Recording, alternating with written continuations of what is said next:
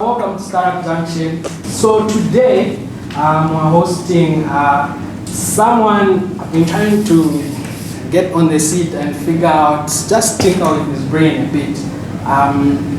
A very, what's the word? Polarising individual. Yeah, because everyone has something to say about this character. So I've always wanted to say, what's true and what's not true about John Mwanza. So today we're hosting John Mwanza. I think he deserves a clap. Thank you. Thank you. Yeah, so we'll be basically looking at what it's like being a creative in Zambia. I mean, sometimes my dad asks me like, so someone pays you to actually manage a Facebook page. Is that a real job? Yes. No. Go in a bank, so I'm trying to just get around some of the stigma around the creative profession. Without blabbing too much, I'll let John take it away and just give us a brief background, a brief understanding of who John Mwanza is. John, the floor. Sure. Okay. Yeah, John Mwanza, John Williams Mwanza is the name. I've been involved in all things creative for quite a while. I think that's been the sort of driving force. At school, I was completely terrible and useless at math. I was completely terrible and useless at physics, at chemistry, biology, pretty much any other subject apart from art and design and technology. And I did okay in English, but you know, just to get by. So it's always been a thing for me. I think the passion has always been in creating something that is new. So when I moved back to Zambia, this is like late 2010. You know, I had just suffered a major setback in general life. I'd been in England for quite a while, and you know, there's this general expectation when you come back after staying abroad for quite a long time. They expect you to come back with loads of money and cars and all that sort of stuff. And I didn't. I literally had a backpack to my name, and so I was going around looking for work, and I knew I needed to find something that was within the creative space, because you know, I had been doing small little things like, you know, the business cards and flyers and things like that. So I was always quite apt with that. So my first job I got was at INZI. A very good friend of mine now, Vatis, was running that. If you remember, there was a point where INZI was the most sort of vibrant creative stroke photography company around. Yeah. And so we started there, and it was a very quick learning process in terms of understanding how things are done in Zambia. There was a lot of change from what I'd come with, the sort of mindset that I'd come with. And it's very, very different, because I think the lay of the land here was such that you had a lot of guys in the creative space that used to do stuff for big companies, but always as on a sort of ad hoc basis. You know, so even when I joined INZI, my core focus was to try and see how we can get constant month in, month out income from these clients, because they'd come to you and say, look, we want to do a billboard. And you're like, okay, so what do you want to put on your billboard? We want to put what we do as a company. Okay, first of all, why do you want a billboard as opposed to a radio advert and stuff like that? So it's only started to interrogate those, you know, the briefs that we would get, the instructions. We slowly started to position ourselves as a company that would then sort of question and try and find alternatives. So for example, we'd get a company, we used to do a lot of work for Sobi, and they were like, right, we've always placed billboards because they work, they give us visibility, can you do us a billboard? But then when you start to interrogate it and actually say, look, okay, let's first of all start off with who you're talking to. You know, they used to do a lot of books, Ben, school books, and we used to market those. And so you sort of look at that and look at the demographic to say, the people that are buying these books, you know, first of all, you know, do they drive, or are they in a bus? When you look at the little bus, for example, there's little 16-seater buses we have around town. Depending on where you're sitting, there's only about maximum 4 people who are going to see a billboard on the side of this road. If you're sitting in the middle or on the other side. So it's just the critical thinking around how many people actually get to see them. Now, the biggest challenge with that was it's very hard to quantify an outdoor space. How many eyeballs hit that billboard, and how many of them result into that person going into the shop? So those areas were gray areas. You know, there's this saying in advertising that sometimes when you're running a business without a proper marketing strategy, it's like winking at a girl in the dark. You know, so you know what you're doing, but nobody else has a clue because they can't see. So when we started to interrogate that, we started to find that we would find alternatives to what a client would come in with. And then being in a position of saying, actually, we understand this space better, it gave us a credibility that allowed us to be able to charge a retainer. So I remember in those early days, I think one of the first retainers we got was Zambezi Airlines. There was a local airline called Zambezi. I really enjoyed that campaign because I got some free flights as well out of them. But you know, we were heading around the time of the World Cup, and they were this really flying airline that was, you know, they were really pushing their brand and really aggressive in their marketing. And we were able to then leverage off the tourists that were coming in and connecting to South Africa. And the major change that we did for us was we needed to find a way of making these guys somehow tell us what they feel about the brand. So in working with that airline, I mean, not only did it sort of expand our scope, but it opened our eyes to a whole different ballgame that then comes into space. So for example, you come to me looking for a billboard because you just wanted somebody to design a billboard, right? I was determined, you know, that every client that went through our door, you come for a billboard, you walk away with a marketing campaign that has a TV ad, a radio ad, billboards, flyers, activations, as much as I could basically get out of the campaign. So that was the beginning of sort of changing how the communication was approached. Oh, nice, nice, nice. It's quite interesting where you speak of the gray areas in advertising, like how many actual eyeballs will see the billboards. It's one thing to tell a client, listen, this is how much value will to business if you work with us. How does one quantify value? Is it in how good the billboard looks? Sure. Is it in how many people tweet about it? Like as a creative, because the client is obviously thinking, why am I paying him so much for retainer? Like, what's the return on 100%, 100%. That's a very good question and observation, because I think in the early days, what we struggled with was basically sort of quantifying our input. You know, you come down and say, right, can you develop an ad campaign for me? And then you charge them X amount. And the client, in most cases, would want to haggle and get it for the lowest possible price. And it was partly because of that, because initially we did not have quantifying mechanisms. Now, what causes that is when, from a design, from a creative perspective, you create an idea. Mind you, first and foremost, being a creative is about selling ideas. That's what we do. We sell ideas. And the problem with selling ideas is that you can't touch it. You can't put it in your pocket. You can't put it in your bank. It is an idea. And ideas basically, you know, are only as valuable as the execution. So having said that, we understood that you are not going to get any sort of quantifiable feedback if the idea itself, if the creative itself does not lead to a course of action.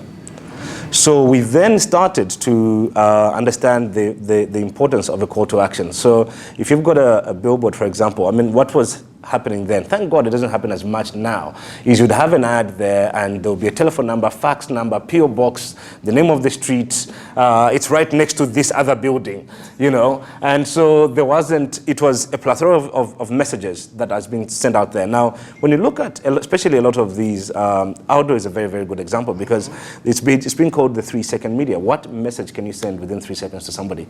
And so we found that by simplifying the message and having a single call to action, this could be, you know, log on to our website, and then through that would be able to track from the time the billboard was placed to how many hits they got on the website, or come in store and you know, basically buy a certain product. That, although that still had a gray area, because you're not quite sure whether the person has seen the billboard or whether they've seen the ad, what has led them to stops. But in most cases, that's when we hand it over to the client to be able to say, look, the guys at the till have to conduct some sort of surveys, because we need to know how much bang for buck. And that's the word worth underlining, you know, bang for buck. We are lucky now, I mean, if you look back at what's happening now, the trends now are such that we've got pay-as-you-go campaigns. So that's basically, I'll say to you, you've got this company, I can create an ad or a 30-second TV commercial for you. I'll upload it onto YouTube. You don't pay me anything, but you have to give me 1 kwacha per view that we get. You understand? So that sort of reverses the process because, up until now, and still actually prevalently in Zambia now, I'll go to a company and say, look, we want to propose a campaign for you. We can do 1, 2, 3 for you guys. They pay you, you create the artwork, you hand it over to them, and that's the end of that. But now reversing that means you're actually putting yourself in the place where you're saying, look, let the idea sell. And so you then start generating a percentage based on the reach, and that's basically your feedback. Luckily, we've got radio stations now that do compliance reports for the first time. We didn't have those when I was just sort of starting out in the industry. So you're winking at somebody in the dark. You know what you're doing, but you don't know if it's having a return on the bottom line. And so that was the major challenge, and it still is now with creatives, because on the one end you're thinking about passion. As creatives, we're quite passionate people. So you're thinking about, this advert looks great, and it will look great. But the question is, at the end of the day, the value that is on there is whether or not it solves a business problem. Creativity is great. We all love beautiful things. We all like, punchy adverts. We all like stuff that actually works. But ultimately, for somebody to buy into that, for a company to pay into that, it's because they're trying to solve a problem. And most often, the problem is either lack of visibility, or people losing faith in a certain product, or people just not being aware that such a product exists. So, that tends to be a major challenge. You create something nice, but you can't quantify it. Yeah, very true, very true. And I like how you spoke to the fact that when the client came in, you'd always probe further. Absolutely. Because sometimes we feel like we are at the mercy of a client. The client steps in and says, okay, listen, we want a Facebook page and we want 10,000 followers by next month. Yes. You know what I mean? And then, okay, so and you're selling, and you're probably selling water, like everybody else. Okay. And then you probe further. So why do you want the page? Yeah. Like, what's the whole purpose? Yeah. Yeah. Do you guys understand your brand colors and all Precisely. that? Yeah. So speaking to that, how then were you able to transfer or to move from just having a creative skill set to actually having a brand like Mojo? Sure. Because most of us as creatives, I don't know if I'm just speaking for myself, but I'm a YouTube creative, so Sure. I want what? YouTube. Okay. Right. Yeah. Yes. Now you have the skill set, but then how do you turn the actual skill set into a brand that can then speak for you? Absolutely. Even like they don't need to see me. They just, oh, that brand. Yeah, those guys are good. Yes. That's a very good question, because I think ultimately that is the challenge now, because I see a lot of young creatives at varying levels of proficiency and skill, but the challenge really is in creating a brand, a bankable brand. Now, one of the first things I'll tell you there is that it starts with commitment and consistency. Number one, commitment has to come from you understanding what it is that you want to do. There has to be a single purpose. You have to be able to narrow down whatever it is you're doing into like one sentence, yeah? And then maybe from one sentence try and bring it down to like 3 words, yeah? And all the way down until you have this one word that basically embodies what you do and who you are. So Mojo is a very good example, because for me, Mojo was an extension of my character. Yeah, and so I knew that I needed to build a brand that wanted to do things differently, a brand that stood for all things eccentric and quirky and different. So when we interrogated any brief, and I've got a few of the guys I used to work with here, the key question I used to ask is has this been done before? And if it had, are we doing anything different to the execution to separate it from anything else that has been done? And slowly, when you have a consistency in the work that you're putting out, the problem comes in when you are faced with a tight deadline and you end up compromising, or the budget is low and you end up compromising. And admittedly, eventually Mojo went bankrupt because I just didn't compromise on those values. So I would get a job because I'm so passionate about this job. I would do it even if we're actually making losses, because I was just trying to build and maintain that brand.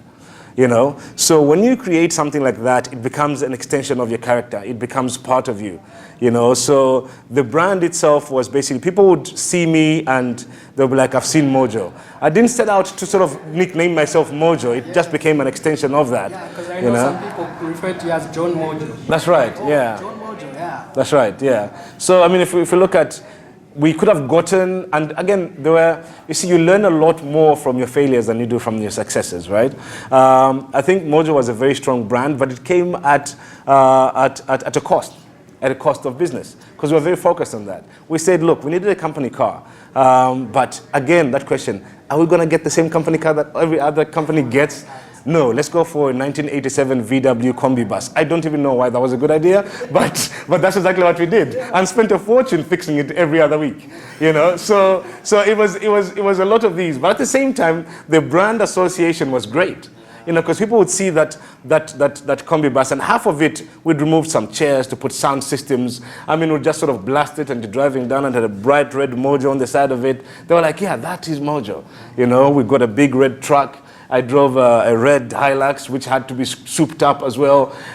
So we invested a lot in the brand, but I think we failed to capitalize on the value of that brand. And that's a big lesson that I like to sort of emphasize, especially when I'm doing talks with people. As much as you build a brand, you know, you have to solve your own problem. In the same way that you're solving the client's problem, you have to solve your problem. But, you know, it did pay off to an extent. I mean, I don't regret that at all, because we built a brand culture that allowed everybody that was within the organization to sort of have a shared culture within the company. And it managed to open doors for us, and we were able to do some beautiful campaigns. I mean, we did a huge campaign for Zambia. I think you remember when Zambia had issues around the formaldehyde and all that sort of stuff. I mean, things had gotten quite bad to the point where the stores were empty. You know, people were deserted. They had braai stands outside the outlets to just try and lure people in. But you know, Zambians were very superstitious people. And if somebody tells us, yeah, exactly, you're out. You know. So we had a huge task there in terms of trying to get them. And for example, I mean, that's, I think, much to what I alluded to earlier in terms of how, you know, solving the problem. We had to understand, first of all, it wasn't a problem. It wasn't a brand problem. It was a people problem, you know what I mean? It wasn't the company. The company was doing things the exact same way they'd done from inception, right? It was the same meat, the same processes, the same type of T-bone or sausage or whatever. It was a people problem. So for us to be able to solve that problem, we had to understand the people. We had to go in there and start doing research about what people's attitudes towards food was, and what was the best way to turn that around. You know, so we ended up doing, I mean, I'm sure you remember the one-liners. The company by then was spending a lot of money on billboards. For example, when we looked at the budget, there was a huge, we're talking millions, on billboards. And then so we looked at that and said, how could we solve this problem? And then we looked at the fact that they had over 180 something trucks, you know, the big trucks that ferried meat and meat products right around the country. And when you look at one of those trucks, I mean, the side is about 6 meters by 3 meters. I'm like, that right there is a moving 20,000 kwacha billboard that goes right around the country. And so we branded all of those, and we came up, and the approach as well was we had to find a different way from the usual. Again, is this going to be different? Is it the same thing that we're doing? So we came up with these little quirky one-liners, you know, like, you know, Zam milk is a real serial killer, you know, as in serial, the killer. I don't have to explain that. Do I have to explain that? No. You know, so we came, you know, we came up with all of these, like, I remember another quirky one. I mean, some of them naturally, as you would expect, raised some eyebrows. I think we had some, like, you know, our chicks have the best thighs, you know, and we had, so we had a whole series of these. But then even as they went right around the country, people started taking photos of them and posting them up on Facebook. And so the campaign just grew, and we got so much more traction from, you know, literally looking at it a different way. So there are those cases where you're able to solve more than one problem by taking a different sort of approach on it.